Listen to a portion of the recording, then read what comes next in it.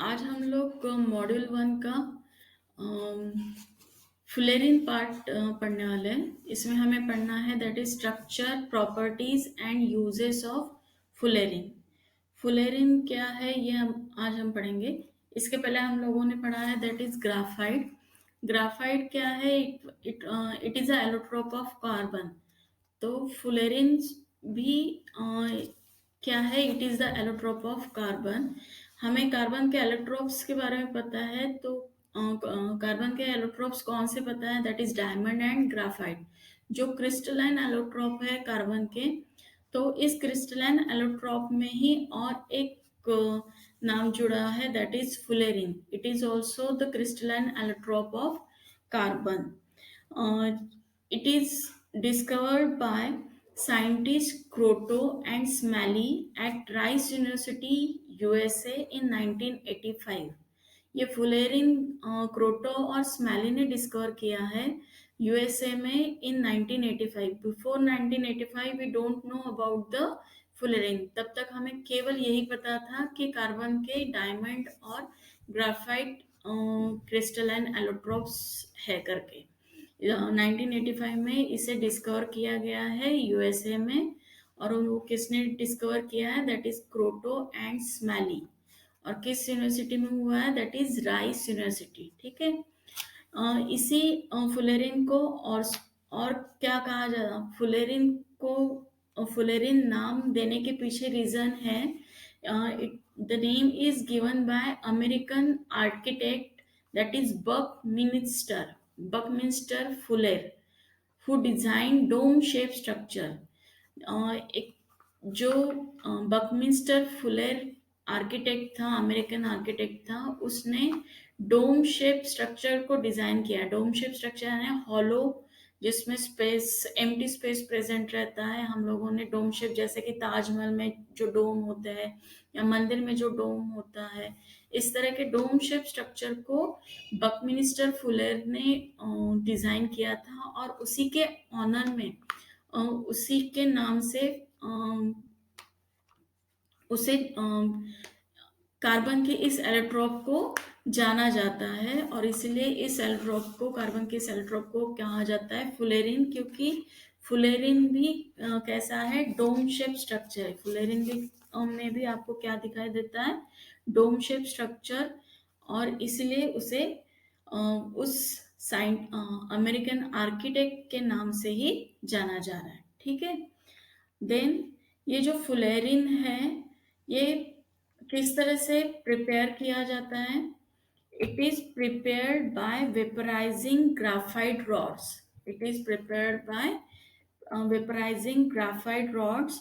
इस graphite rods को inert medium में वेपराइज किया जाता है with the help of conductor, यानी इलेक्ट्रिक करंट पास करके उसे वेपराइज किया जाता है, जिसके वजह से मिक्सचर ऑफ फुलेरिन्स फॉर्म होते हैं, जैसे कि C60, C70, C78। इस तरह का मिक्सचर वहां पर फॉर्म होता है। फिर इस मिक्सचर से फिर C60 मॉलिक्यूल को सेपरेट किया जाता है, यानी फुलेरिन को सेपरेट किया जाता है बाय सॉल्वेंट एक्सट्रैक्शन प्रोसेस। किस प्रोसेस से सेपरेट किया जाता है? Bye solvent extraction process. क्या होता है सॉल्वेंट एक्सट्रैक्शन प्रोसेस? उस सॉल्वेंट एक्सट्रैक्शन प्रोसेस में सब्सटेंस को रिमूव किया जाता है सॉल्यूशन से bye dissolving it in suitable solvent. किसी सुटेबल सॉल्वेंट में उसे डिसॉल्व करके, जिसमें वो सोल्यूबल हो सकता है, उसमें उसे डिसॉल्व करके उस स्पेसिफिक सब्सटेंस को रिमूव किया जाता है। और फिर उस सोल्यूबल सॉल्यूशन, उस सॉल्यूशन को जिसमें वो सॉल्यूट डिसॉल्व है, उसमें से उस सॉल्यूट को आइसोलेट किया जाता है with the help of column chromatography. Column chromatography से उसे आइसोलेट करना, यानी उसे उसमें से सेपरेट किया जाता है। तो इस तरह से फुलेरिन को बनाया जाता है। और फुलेरिन के डिफरेंट फॉर्म्स मिलते हैं, that is C60, C70, C78। इनमें से सबसे जो स्टेबल फॉर्म है फुलेरिन का वो है C60। सबसे स्टेबल फॉर्म कौन सा है? C60।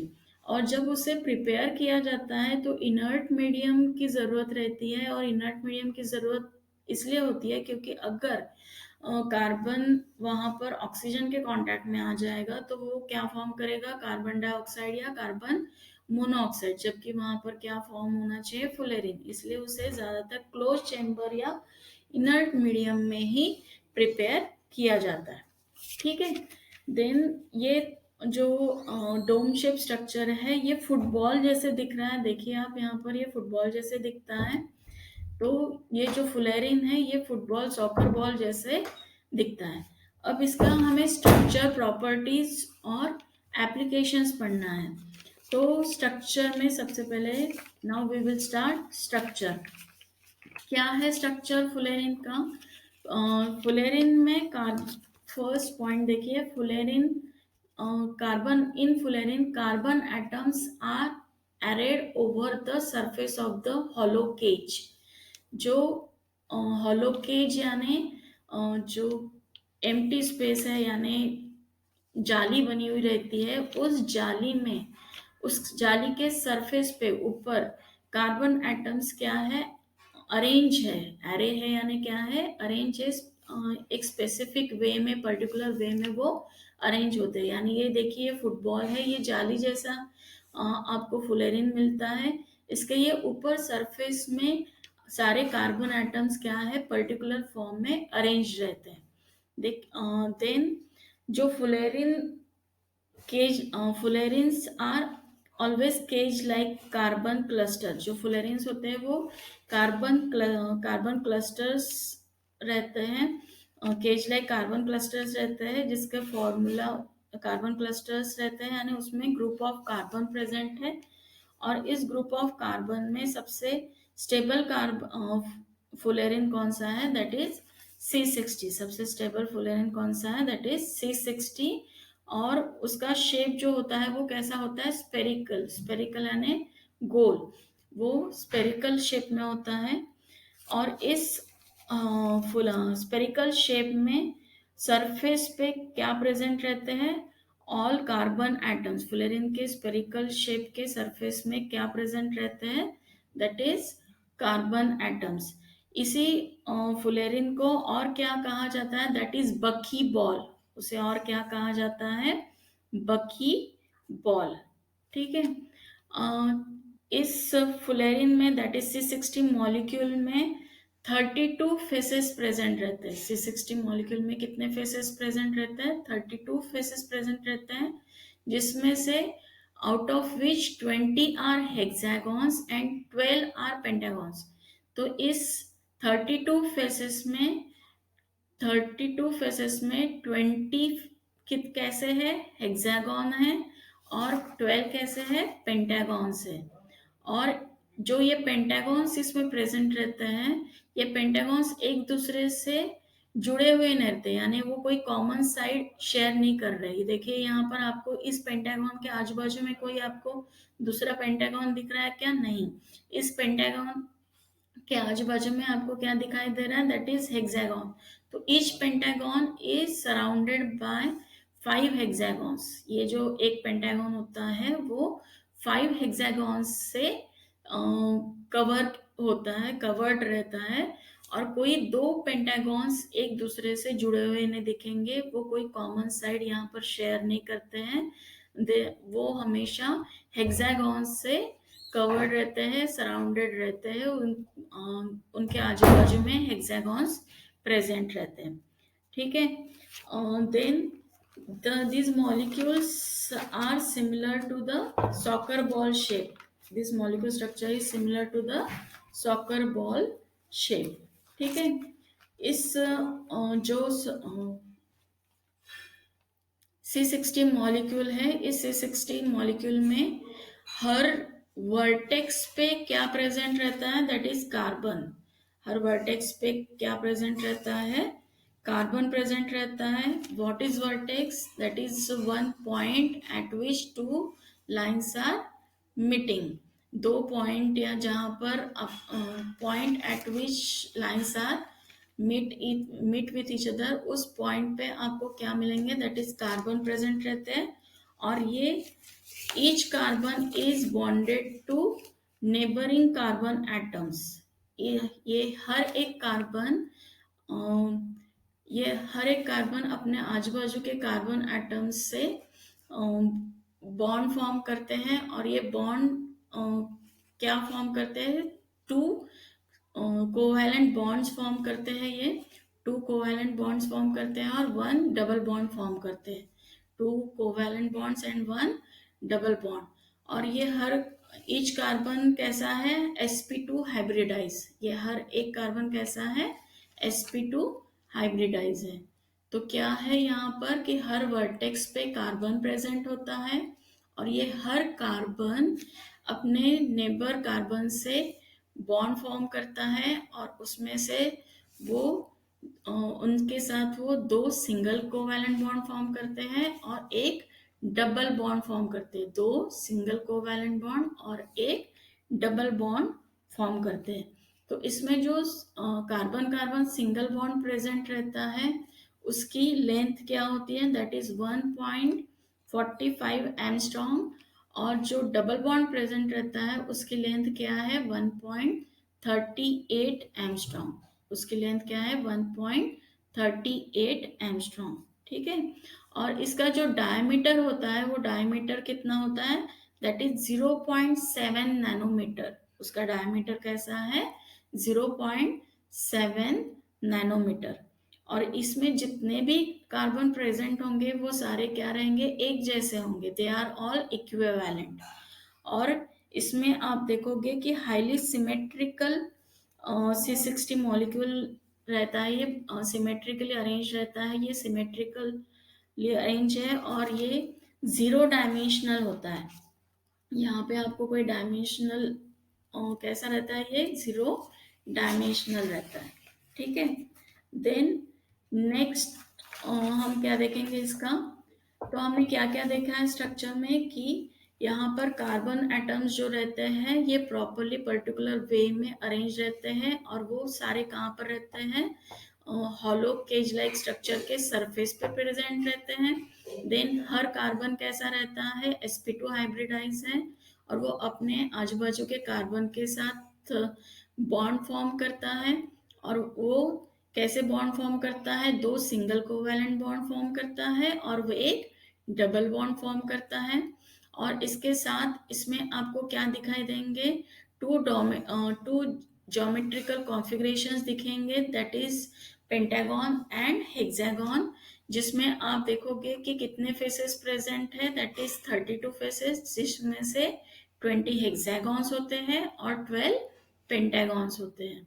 लेकिन हर पेंटागन ये किस इसके आजू बाजू में आपको क्या मिलेंगे? That is hexagon. It is always surrounded by hexagon.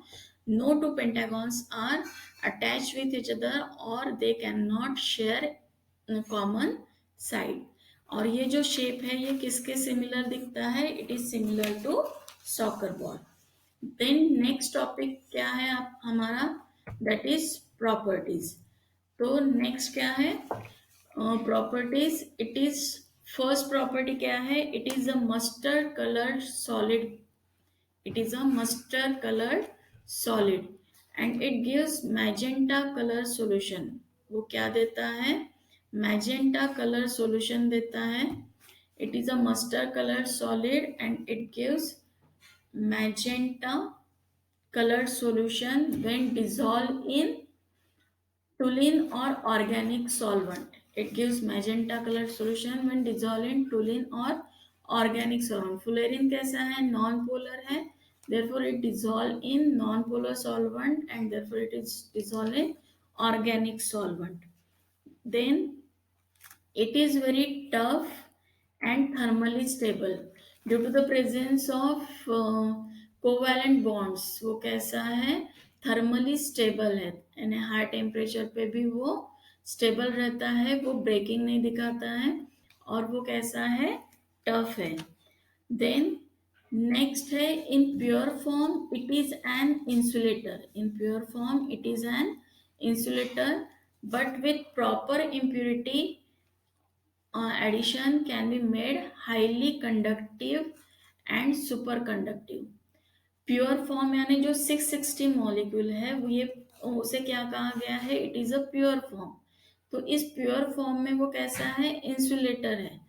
क्यों उसे इंसुलेटर कहा गया है, क्योंकि वहां पे जो भी इलेक्ट्रॉन प्रेजेंट है वो इलेक्ट्रॉन केवल उस फुटबॉल में यानी उस हॉलो शेप में एक सिंगल मॉलिक्यूल में ही मूव होता है, लेकिन it can not move from one football to other football. यानी वो जो डिफरेंट C60 मॉलिक्यूल्स होंगे, उन C60 मॉलिक्यूल्स में वो इलेक्ट्रॉन मूव नहीं हो सकता है जब वो प्योर फॉर्म में प्रेजेंट है, इसलिए उसे क्या कहा गया है, इंसुलेटर। लेकिन अ, अगर हम उसमें कोई सुटेबल इम्प्यूरिटीज प्रेजेंट ऐड करते हैं, सुटेबल इम्प्यूरिटीज ऐड करते हैं, जैसे कि ग्रुप 1 और ग्रुप 2 मेटल्स उसमें हम ऐड करते हैं, तो उससे उसे उसकी वजह से it can shows conductivity, it can shows conductivity and super conductivity, and proper metal doping की वजह से it shows a super conductivity. ठीक है। देन नेक्स्ट है, on compressing it can loss 30% of its volume. अगर हम उसे कंप्रेस करते हैं तो वो अपना 30% वॉल्यूम क्या कर सकते हैं, कम कर सकते हैं, और without destroying its cage structure. Cage structure यानी कैसा होता है, जाली वाला स्ट्रक्चर। तो वो अपना केज स्ट्रक्चर बिना डिस्ट्रॉय करे 30% वॉल्यूम अपना कम कर सकते हैं अगर हम उसे कंप्रेस करते हैं तो। ठीक है। देन नेक्स्ट प्रॉपर्टी क्या है, at high temperature fullerene distorted. Fullerene break होता है बहुत ज्यादा हाई टेम्परेचर अगर वहां पर फॉर्म हुआ तो फुलेरिन डिस्ट्रॉय होता है, लेकिन ये डिस्टॉर्शन आपको कहाँ पर, ब्रेकिंग आपको कहाँ पर दिखाई देती है, एट पेंटागॉन्स। पेंटागॉन्स के वहां पर ये ब्रेकिंग आपको दिखाई देती है जब अगर बहुत हाई टेम्परेचर रहता है, तो हाई टेम्परेचर फॉर्म होने की वजह से वहां पर ब्रेकिंग दिखाई देगी, लेकिन ये ब्रेकिंग कहाँ पर दिखाई देती है, बहुत ज्यादा हाई टेम्परेचर होना चाहिए उस वक्त वो आपको पेंटागॉन्स के वहां पर ब्रेकिंग दिखाता है। ठीक है। देन नेक्स्ट है, हमारा नेक्स्ट टॉपिक है, that is applications of fullerene. Applications of fullerene में सबसे पहला है, it is used for preparation of super conductivity. It is used for preparation of super conductors. Super conductors form करने के लिए फुलेरिन का यूज किया जाता है, क्योंकि due to the presence of free electron it shows somewhat conductivity, जो थोड़ी बहुत कंडक्टिविटी वो दिखाता है due to the presence of free electron which can move in one molecule.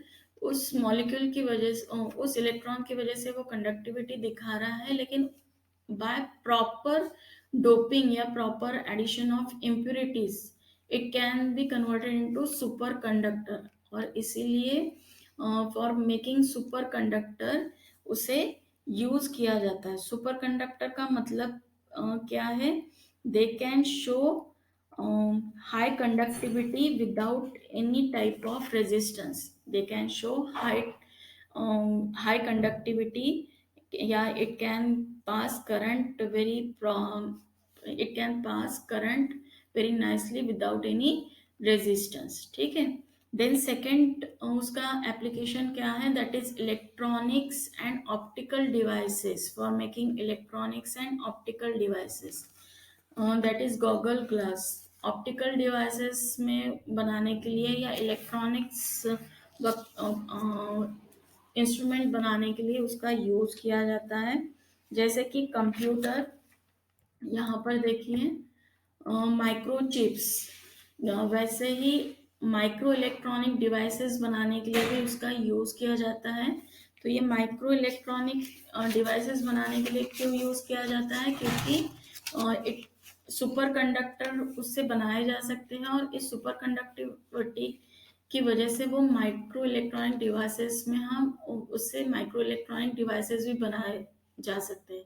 अब हमें देखा है ज़्यादातर देखते हैं हम कंप्यूटर में ज़्यादा से ज़्यादा जब छोटा छोटे से छोटे चिप्स बनाने की कोशिश की जाती है। तो इस चिप्स बनाने में सबसे बड़ा जो डिसएडवांटेज होता है वो क्या होता है, due to the heat release, जो कंडक्टिविटी के वक्त हीट रिलीज होती है उस वजह से प्रॉब्लम क्रिएट होता है। तो ये हीट रिलीज ना हो इसलिए वहां पर सुपर कंडक्टर यूज करेंगे तो ये हीट रिलीज नहीं होती है। तो ये इसीलिए फ्लोरीन का यूज माइक्रोचिप्स में यूज किया होता है, माइक्रोचिप्स बनाने के लिए भी यूज किया जाता है। Then next is that is it is used as a lubricant due to the spherical structure। वो एज ए lubricant भी यूज किया जाता है। क्यों? उसके स्पेरिकल स्ट्रक्चर की वजह से, उसके स्पेरिकल स्ट्रक्चर की वजह से उसे lubricant में हम फुलेरिन को अगर मिक्स करेंगे तो वो एज अ एक अच्छा लुब्रिकेंट के तरह वो काम कर सकता है। तो इसलिए as a lubricant it can be use.